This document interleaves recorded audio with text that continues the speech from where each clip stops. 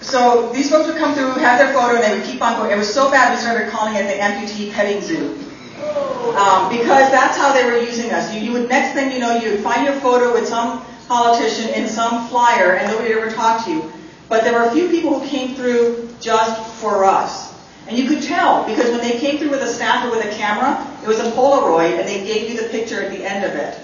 And when they came through, it wasn't when there were people around. And there were folks like Max Cleland who came through. And I'm not going to give a public name, but he was there for us. Bob Dole came through and was there for us.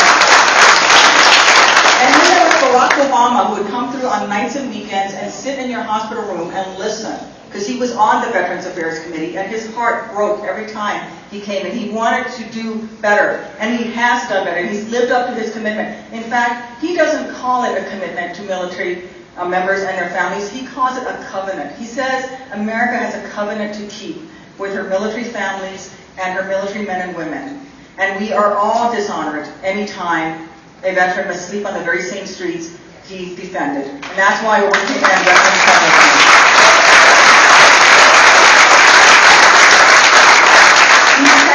He's passed, helped push into law, caregivers legislation that gives our family members who do so much a little bit of a stipend when they have to quit their jobs to take care of their wounded, and give them a little bit of money so that they can have some relief and have a day off from caregiving so that they can then come right back a day later and get right back to work. Caregivers legislation did not happen until Barack Obama became president.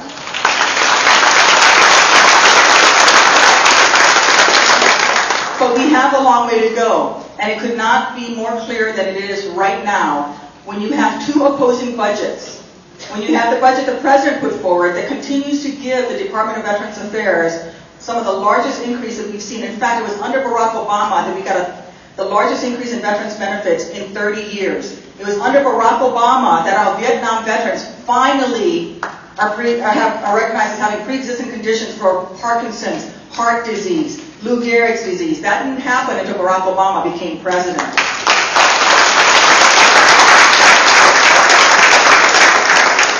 But on the other side, you have the Ryan budget that does not mention the word veterans even once in that gigantic document. Not even once are veterans mentioned in it. Do you think that we're going to get the support that we need for veterans and our families? I doubt it. So we have a real choice to make, and we have a lot of hard work to put in front of us, because, you know, I think about my buddies. I only came home because my buddies looked at me, realized I was dead, and still weren't going to leave me behind. I didn't come home under my own power. I came home because some amazing young men went back and carried me out and gave me a chance. Now, I was, that morning, the highest ranking person in my crew. I was a pilot, and I was the highest ranking. At the end of the day, I was the weakest link in my crew, and I had to be carried out. You never know in your life whether today you're the top 1%, or whether you may need a helping hand to get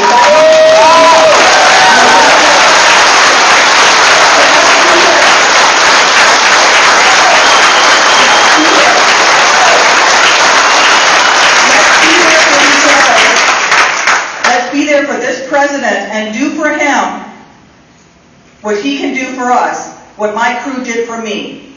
They carried me and got me home, but it was my own hard work that got me walking again.